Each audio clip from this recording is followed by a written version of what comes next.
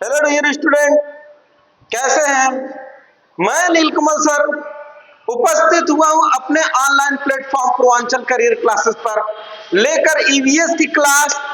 आज की एनसीईआरटी सार संग्रह में जिस चैप्टर का हम लोग अध्ययन करेंगे वो वेरी वेरी इंपॉर्टेंट चैप्टर है और इससे प्रश्न बने हैं, अनेकों बार प्रश्न बने हैं और जानकारी के दृष्टि से भी बड़ा इंपॉर्टेंट चैप्टर है और जिसमें हम लद्दाख में पाई जाने वाली एक चांगपा जनजाति और पश्मीना बकरी और लद्दाख में जो मकान होते हैं उनके बनावट कैसे होते हैं इसका अध्ययन करेंगे।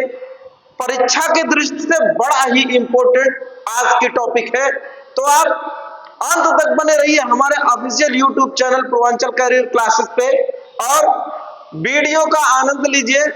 बड़ा ही उपयोगी वीडियो हम लेके आए हैं। आज का जो हमारा चैप्टर है जिसका हम लोग अध्ययन करेंगे उसका टाइटल है बसेरा ऊंचाई पर। क्या है? बसेरा ऊंचाई पर। अब आप समझ सकते हैं कि इसमें जो राइटर लिखा हुआ है टाइटल बसेरा ऊंचाई पर, इससे आशय क्या हो सकता है, किसके संदर्भ में इसमें वर्णन किया गया है। तो कुल मिला जुला के इस चैप्टर का जो मूल शीर्षक है वो ये है कि एक गौरव जानी नाम के ट्रेवलर है, ठीक है? क्या नाम है उनका? गौरव जानी। ये गौरव जानी है और ये क्या है? टूरिस्टर है, यात्री हैं। इनको यात्रा में बड़ा आनंद आता है और आप भी यात्रा करिए। अनुरोध है कि आप जब यात्रा से कोई ज्ञान संग्रहित करेंगे या इकट्ठा करेंगे तो सदा के लिए चिर अस्थायी ज्ञान होता है, ये चीज आप ध्यान रखिएगा। तो आज का जो हमारा चैप्टर है जिसका शीर्षक है बसेरा ऊंचाई पर, इसमें एक गौरव जानी है, ट्रेवलर है, यात्री हैं। वो अपनी यात्रा प्रारंभ करते हैं कहां से? मुंबई से ये शुरू करते हैं अपनी यात्रा। कहां से शुरू करते हैं? मुंबई। ये मुंबई आप लोग सब लोग जान रहे हैं महाराष्ट्र राज्य की राजधानी है और मुंबई के बाद ये आते हैं गुजरात, ठीक है? गुजरात के छोटे छोटे शहरों से होते हुए फिर ये आते हैं राजस्थान, ठीक है? फिर राजस्थान के बाद ये पहुंचते हैं दिल्ली। कहां पहुंचते हैं? दिल्ली पहुंचते हैं और वहां पे हाल्ट करते हैं कुछ समय के लिए और ये अपनी जो यात्रा है उसको बाइक से करते हैं। किससे करते हैं? लोनर एक बाइक है, ठीक है? लोनर, ये क्या है? ये बाइक का नाम है, मोटरसाइकिल है। क्या है इनका? मोटरसाइकिल। इनके मोटरसाइकिल का नाम क्या है? लोनर है। और लोनर का अगर शाब्दिक अर्थ आप देखेंगे वैसे लोनर लोन से बना हुआ, लोन माने अकेला होता है और उसी लोनर से इस मोटरसाइकिल का नाम भी बना हुआ है अकेला। शाब्दिक अर्थ इसका देखेंगे तो क्या होता है? अकेला होता है। इसको भी आप जानते रहिएगा।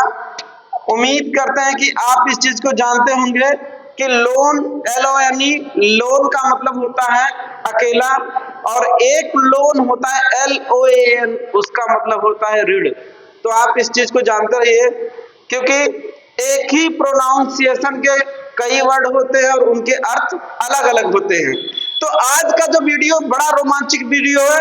इस रोमांचित वीडियो में जो हम आपको पढ़ाने जा रहे हैं वो गौरव जानी की कहानी पढ़ाने जा रहे हैं। और गौरव जानी एक टूरिस्टर है जो टूर कर रहे हैं महाराष्ट्र से दिल्ली पहले चरण में, और दूसरा चरण इनका होता है दिल्ली से लद्दाख। कहां? दिल्ली से लद्दाख। अब ये जब दिल्ली आते हैं मुंबई से, तो कुल मिला के दिल्ली और मुंबई के बीच की दूरी का इन्होंने वर्णन किया हुआ है। कुल इन्होंने 1400 किलोमीटर की यात्रा की है। कौन किए? गौरव जानी, जो कि महाराष्ट्र से चल के दिल्ली पहुंचे। किस राष्ट्र से? गुजरात, राजस्थान होते हुए ये दिल्ली पहुंचे हैं और कुल 1400 किलोमीटर की यात्रा किए गौरव जानी साहब। फिर अगले स्टेप में ये निकलते हैं दिल्ली से लद्दाख के लिए। कहां? दिल्ली से लद्दाख के लिए जब ये निकलते हैं तो सर्वप्रथम ये पहुंचते हैं कहां पे? लद्दाख का एरिया जो लेह में पहुंचते हैं। ठीक है, लेह में पहुंचते हैं ये। और लेह में पहुंचते ही यहाँ के जो छोटे छोटे बच्चे हैं इनके लोनर को घेर लेते हैं चारों तरफ से, अर्थात इनके मोटरसाइकिल को देखने के लिए उत्सुकता बस घेर लेते हैं। किसके? गौरव जानी के। उसके बाद यहाँ पे एक वर्ड बोले जाते हैं झूले झूले। इसको आप नोट करिएगा, झूले झूले, जिसका हिंदी में अर्थ क्या होता है ये भी आपसे पूछ सकता है। इसका हिंदी में अर्थ है क्या? इसका हिंदी में अर्थ है भाई, इसको भी जान लीजिए। हिंदी अर्थ क्या है इसका? इसका हिंदी अर्थ है स्वागत। स्वागत, ठीक है, स्वागत स्वागत। अर्थात हमारे यहाँ किसी को कहा जाता है तो कहा जाता है आप हमारे यहाँ पधारे, आपका बहुत बहुत स्वागत है। यहाँ पे आपके लद्दाख की भाषा में इसको कहा जाता है झूले झूले। इस चीज को भी आप जानते रहिएगा। ये भी आपसे पूछ सकता है कि झूले झूले का क्या मतलब होता है। झूले झूले का मतलब स्वागत स्वागत स्वागत। ठीक है, अगला चीज जो इसमें आती है, उन लड़कों लड़कियों में से एक तासी नाम की लड़की होती है। क्या है? तासी। ये तासी नाम की लड़की है। ये गौरव जानी को कहती है कि आप हमारे घर पर चलिए। ठीक है, तो इनको भी रहने के लिए ठिकाने की जरूरत है, तो गौरव जानी तासी के घर चले जाते हैं। ठीक है, कहां चले जाते हैं? तासी के घर। और तासी के घर जाने के बाद ये उसके घर की बनावट को देखते हैं। और आपको बता दूं, आपके जानकारी के लिए मैं बता दूं कि सीटेट में एक क्वेश्चन मकानों से आता है, मकानों से। ठीक है, अब यहाँ पे उसी मकान से संबंधित हम टॉपिक को एक एक पॉइंट करके लिख देंगे, क्योंकि ये प्रश्न आया हुआ है और कूट मिलान का आया हुआ है, इसको भी आप जानते रहिए। अब ये तासी के घर जाते हैं जब जानी साहब, तो उन्होंने घर के बारे में कई बिंदुओं पे वर्णन किया हुआ। उसका यहाँ पे बिंदुवार हम लोग एक एक बिंदु का वर्णन करेंगे, जिससे कि कूट मिलान का प्रश्न आए तो छूटे ना। अब देखिए क्या होता है, जो लद्दाख का घर है, ठीक है, ये मैं कई बार आपको बताया हूं कि इसको आप नई हेडिंग दे के भी लिख सकते हैं, लद्दाख का घर। क्या लिख सकते हैं? लद्दाख में घर। ठीक है, अब लद्दाख में कैसा घर होता है इसके बारे में एक एक बिंदुवार हम लोग वर्णन करेंगे। तो जो लद्दाख का मकान होता है, ये मकान के बारे में कहा गया है। यहाँ मकान, इसको नोट करिएगा, इंपॉर्टेंट है, यहाँ से प्रश्न बने हुए हैं। यहाँ मकान 2 मंजिला कार होते हैं। कितना? दो मंजिला कार, इसको भी आप जानते रहिएगा, यहां से प्रश्न बना हुआ है।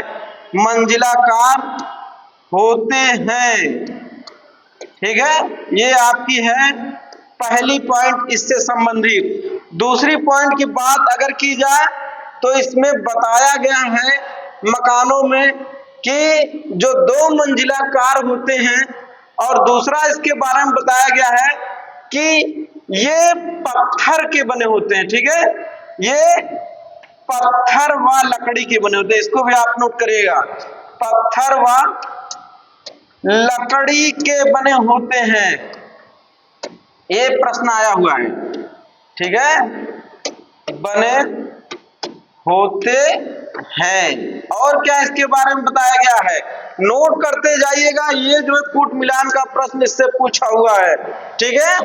और क्या कहा है कि इनके मकान जो है वो लकड़ी व पत्थर के बने होते हैं, पत्थरों को काट करके, पत्थरों को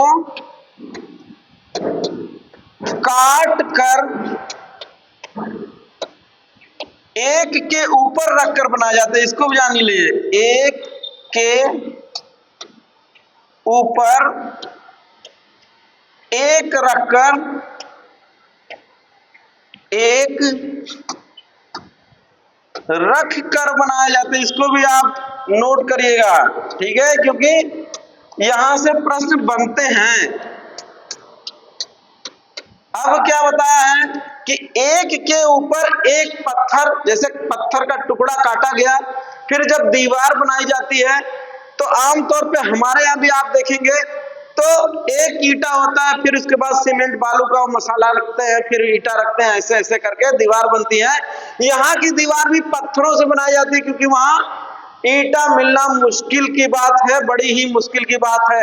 अगली बात इसमें बताई गई है कि जो इनके मकान होते हैं उनमें पेड़ के मोटे तनों का उपयोग होता है, ठीक है।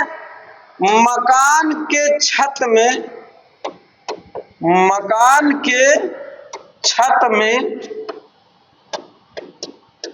पेड़ों के मजबूत,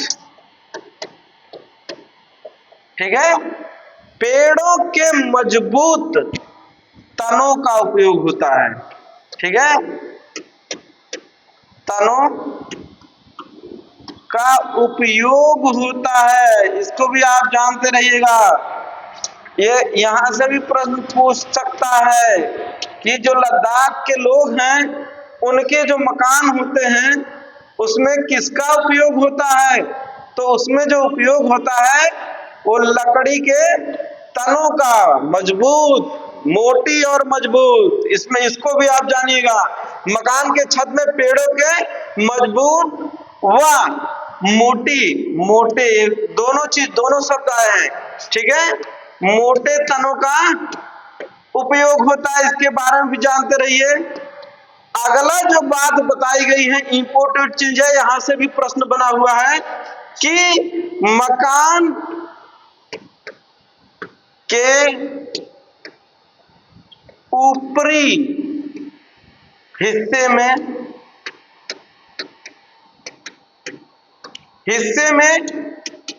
लोग रहते हैं, अर्थात जिसका जो है मकान है वो लोग रहते हैं, ठीक है, और निचले हिस्से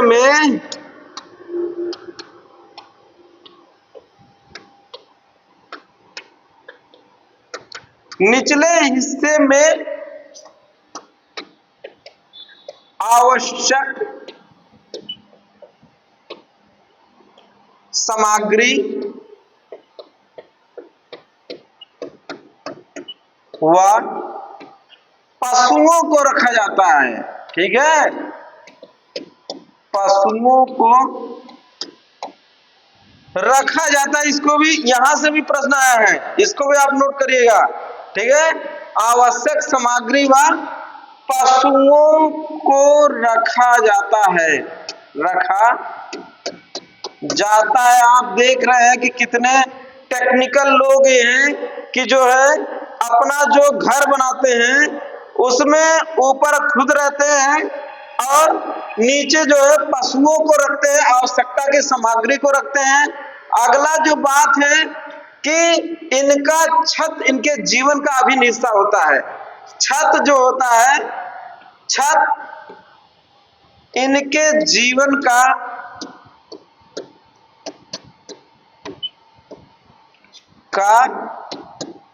अभिन्न अंग होता है। इसको भी आप जानते रहिए। क्यों होता है?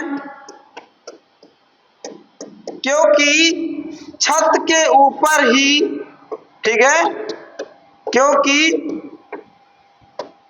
छतों के ऊपर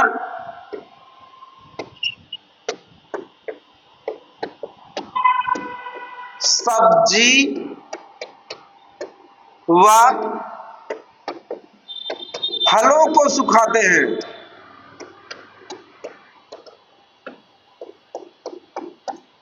आप देख रहे हैं ना, इंपॉर्टेंट, एक एक लाइन इंपॉर्टेंट है, इस चीज को आप नोट करिएगा। जो इनका छत होता है, गर्मी के दिनों में ये लोग क्या करते हैं, वहां पे फल और सब्जियों को काट करके रखते हैं सूखने के लिए, जिसका उपयोग ये ठंड के समय में करते हैं, क्योंकि ठंड आने पर इन्हें ना फल मिलता है और ना ही सब्जी मिलती है। इसलिए ये उसका संरक्षण करते हैं सुखा करके, और सुखाने के बाद ये जो है उसको नीचे का कमरा जो होता है उसमें संरक्षित रखते हैं सुखाने के बाद। और जब ठंडी का मौसम आता है, विंटर वेकेशन आता है, उस समय ये निकाल करके उपभोग करते हैं। तो आप देख रहे हैं कि इनका जीवन कितना कष्टमय है, ठीक है। तो आप आज जो पढ़ रहे हैं, वेरी इंपॉर्टेंट ये टॉपिक आपके लिए है, और यहां से अनेकों बार प्रश्न बना हुआ है। अभी तो हम पहला चरण, इनके पहले चरण का अध्ययन कर रहे हैं। अब दूसरे चरण की बात होगी, उसमें भी इंपॉर्टेंट टॉपिक हैं। एक एक टॉपिक का हम लोग अध्ययन करेंगे। आप इसको नोट कर लीजिएगा, यहां से अनेकों बार प्रश्न बने हुए हैं। अगला जो इस पे पड़ाव आता है वो है आपका जो गौरवजानी है। आगे जब यहां से बढ़ते हैं तो वो पहुंचते हैं, एक इलाका है चांगथांग। वेरी इंपॉर्टेंट, यहां से भी प्रश्न बनते हैं। क्या है उसका नाम, इसको भी आप जानते रहिएगा।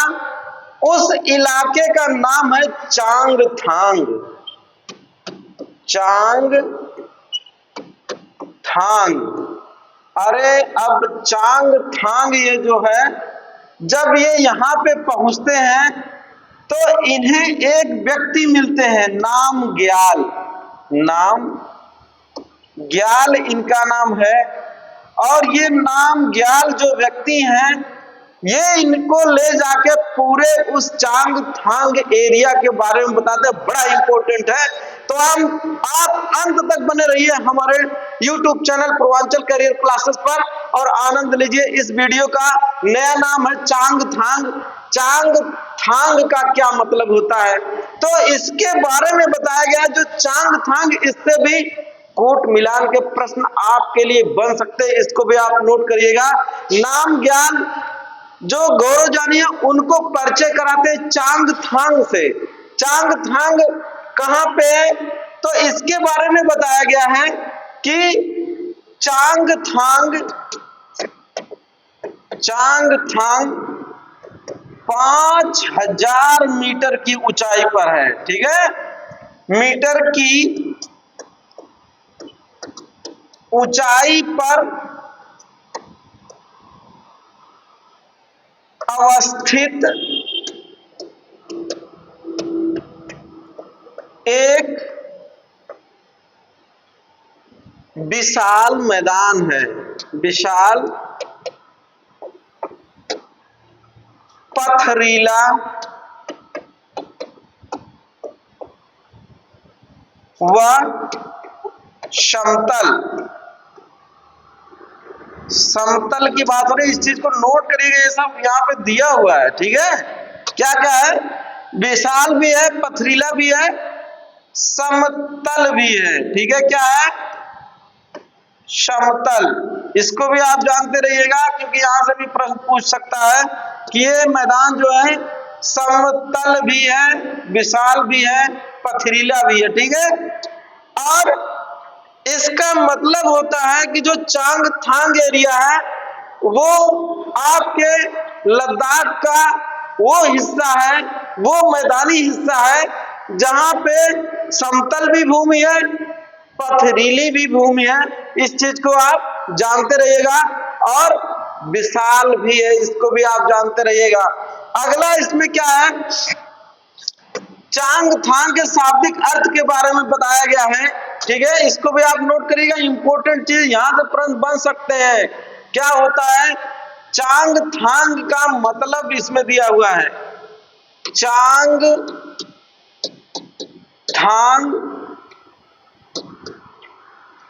का मतलब ऐसा स्थान होता है, ऐसा स्थान जहां कम लोग निवास करते हैं, कम लोग निवास करते हैं। इसको भी आप जानते रहिएगा। चांगथांग का शाब्दिक अर्थ है किस भाषा में? लद्दाख के भाषा में। और कुल मिला के इस इलाके में, ठीक है, या इस मैदान में, या इस स्थान पे, ठीक है, कुल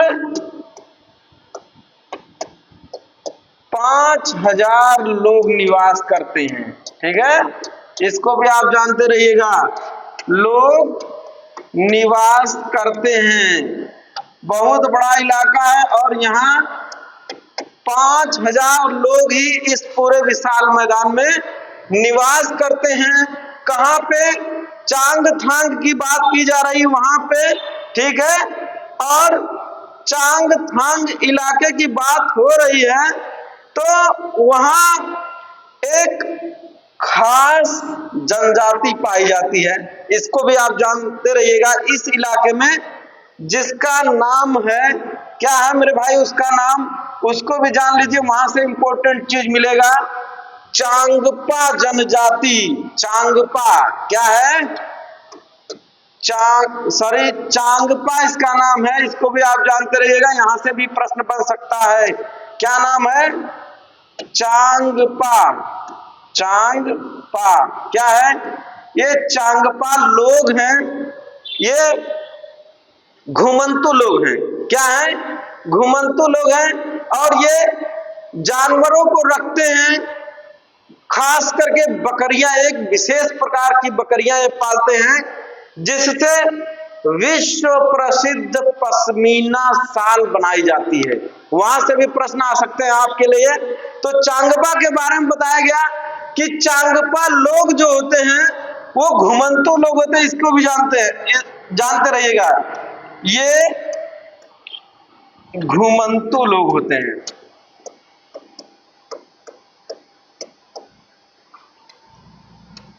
घुमंतु लोग होते हैं ये चांगपा जनजाति के लोग, और इनका काम है, या ये पशुपालन करते हैं। क्या करते हैं? पशुपालन का कार्य करते हैं। और इसमें ये जिन पशुओं को पालते हैं वो है बकरी व याक। इस चीज को भी आप जानते रहिएगा।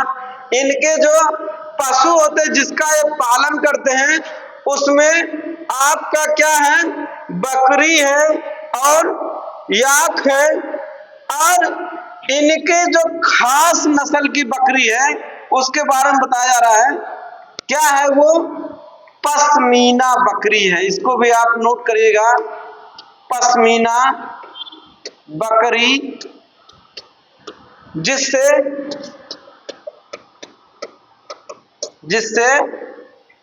पश्मीना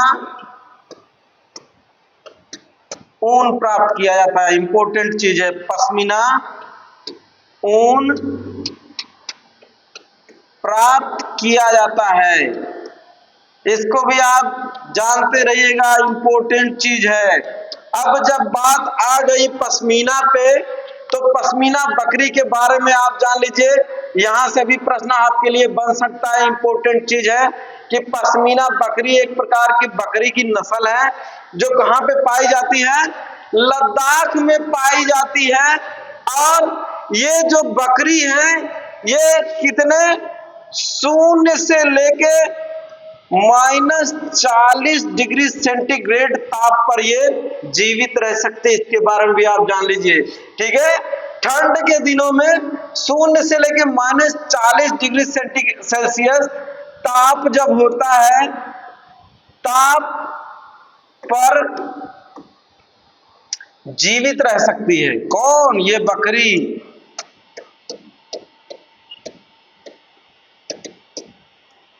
कौन बकरी? इसका नाम क्या है?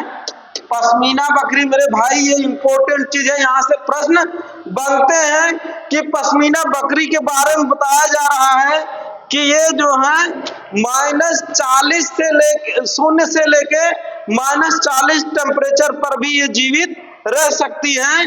इन बकरियों के बाल क्या होते हैं? बड़े नरम और वह मुलायम होते हैं। क्या होते हैं? इन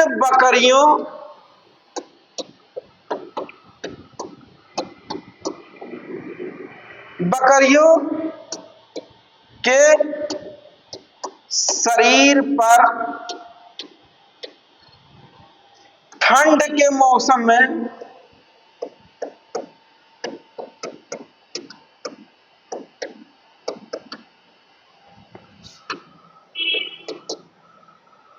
विशेष प्रकार का, इंपॉर्टेंट चीज है, विशेष प्रकार का बाल उगाता। वेरी इंपॉर्टेंट है। क्या उगता है? विशेष प्रकार का बाल उग जाता है जो काफी नरम होता है, नरम व मुलायम होता है। इसको भी आप जान लीजिएगा। और इस बाल की खासियत है कि जैसे ही गर्मी का मौसम आता है तो ये बाल झड़ जाते हैं बकरियों के शरीर के ऊपर से, और उसी बाल से पश्मीना ऊन बनाया जाता है। पश्मीना ऊन से पश्मीना शाल बनाई जाती है, वो भी हाथों से। इसको भी जान लीजिएगा। बड़ा इंपॉर्टेंट आप जो है आ रहा है जो टॉपिक, उसको आप नोट करिएगा। इंपॉर्टेंट टॉपिक है, यहां से प्रश्न बन सकते हैं। क्या है कि पश्मीना बकरी का जो बाल होता है उसके बारे में बताया गया। वेरी इंपॉर्टेंट है कि पश्मीना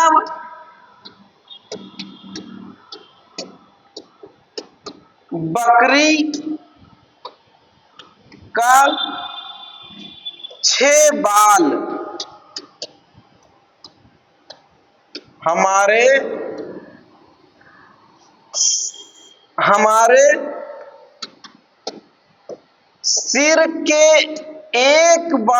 सिर के एक बाल के बराबर होता है। ठीक है, सिर के एक बाल के बराबर होता है, बाल के बराबर होता है। क्या होता है? पश्मीना बकरी का 6 बाल हमारे सिर के एक बाल के बराबर होता है। ठीक है, इसको भी जान लीजिएगा। इतना पतला होता है कि हमारे आपके शरीर में जो एक बाल है, पश्मीना बकरी के 6 बाल के बराबर उसकी मोटाई होती है। यहां से भी आप इसको भी नोट करिएगा, यहां से आपके लिए प्रश्न बन सकते हैं। आगे जो इसके बारे में बताया गया है कि जो पश्मीना शाल होती है वो उसके बारे में बताया गया है कि एक पश्मीना शाल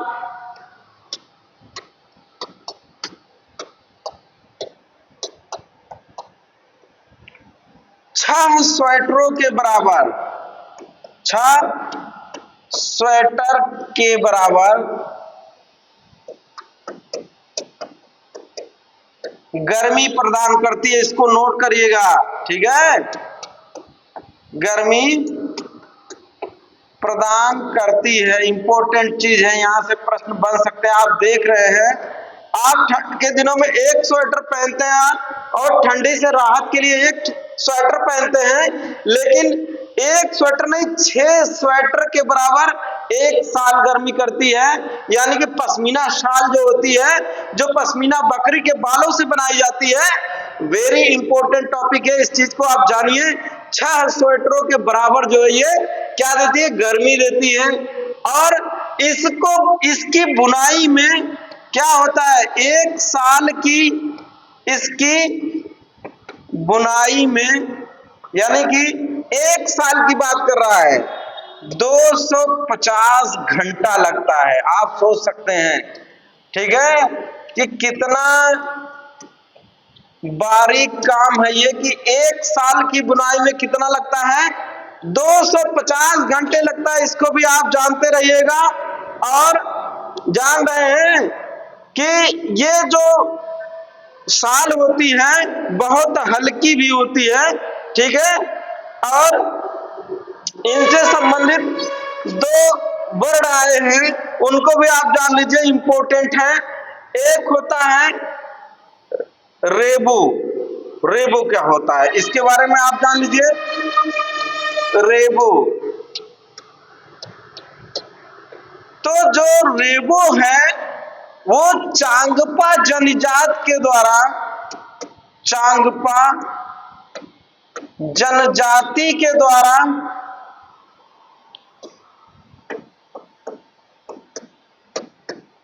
उपयोग में लाया जाने वाला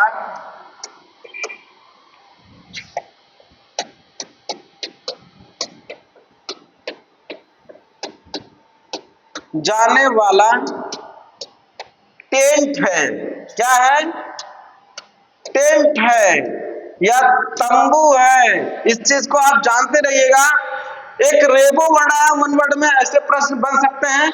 रेबो एक तंबू का प्रकार होता है जो चांगपा जनजाति के लोग अपने लिए प्रयोग करते हैं। कब करते हैं, जब एक पलायन करते हैं एक स्थान से दूसरे स्थान के लिए, और इनका परमानेंट जो घर होता है उसके बारे में हमने पहले ही वर्णन किया हुआ है।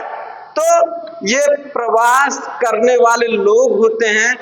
जब गर्मी का मौसम आता है तब ये चांगथांग इलाके में चले जाते हैं अपने बकरियों को चराने के लिए, और जैसे ही ठंड का मौसम आता है उस एरिया को छोड़ करके नीचे चले आते हैं और इसी टेंट में अपना गुजारा करते हैं। इनके टेंट की एक खासियत है कि ये हजारों साल पहले डिजाइन किए हुए इनके टेंट हैं। उसी पे आज भी ये परंपरागत उसी टेंट का प्रयोग कर रहे हैं। याक के बाल से ये कारपेट की बुनाई करते हैं और कारपेट बनाते हैं।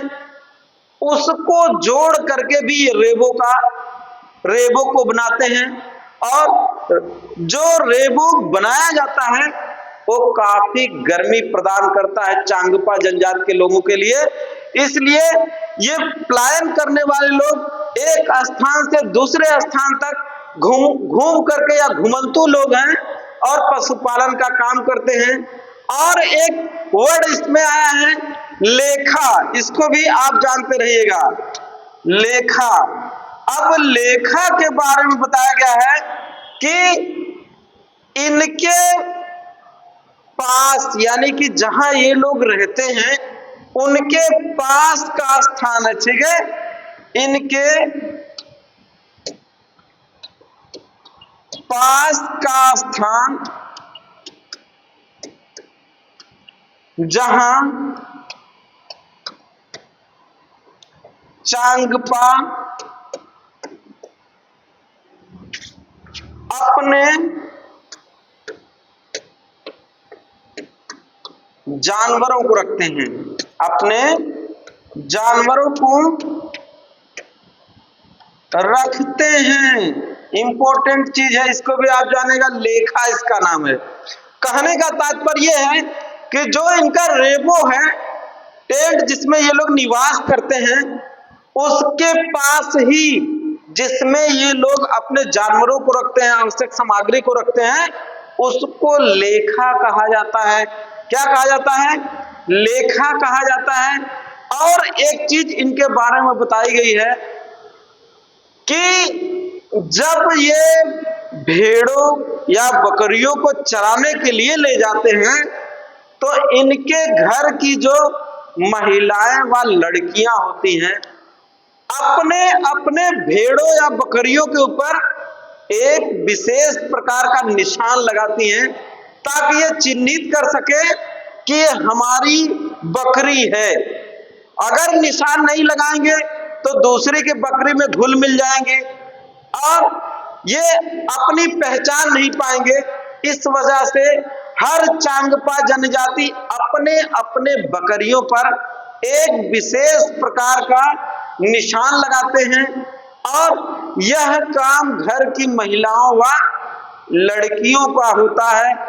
दूसरी चीज, ये महिलाएं व लड़कियां जब इन बकरियों को चराने के लिए छोड़ती हैं लेखा से, तो गिन करके छोड़ती हैं, और पुनः जब ये बकरियां वापस आती हैं लेखा में, उसके बाद भी गिनी जाती हैं, ताकि कोई बहक गई ना हो, ना बहक गई हो, उसको खोजने में आसानी हो, या हमारी कुछ बकरियां दूसरे के इलाके में ना चली गई हो। इस वजह से पर डे का काम इनका रहता है क्या करना, कि इन बकरियों को गिन करके छोड़ना, इन बकरियों को वापस लाना। तो आज का वीडियो बड़ा इंपॉर्टेंट था, जिसमें हमने आपको लद्दाख में पाए जाने वाले एक विशेष प्रकार की पश्मीना बकरी का अध्ययन करवाया, उसके बालों के बारे में बताया, उसके बाल से उत्पादित होने वाले जो पश्मीना शाल है उसके बारे में बताया, लद्दाख में मकान कैसे होते हैं उसके बारे में बताया, वहां के लोग अभिवादन के लिए जिन शब्दों का प्रयोग करते हैं उसको बताया, झूले झूले स्वागत है स्वागत है। और बड़ा ही खूबसूरत और रमणीय प्रदेश है लद्दाख। उम्मीद करते हैं आप भी वहां जाके आनंद जरूर उठाइएगा। आगे जब ये वहां से निकलते हैं गौरव जानी बाबू, तो वहां से निकलने पर ये जो है कुछ विशेष स्थान घूमते हुए आते हैं, उसका भी वर्णन यहाँ पे हुआ है, और वो है आपका कश्मीर। कश्मीर से होते हुए आते हैं।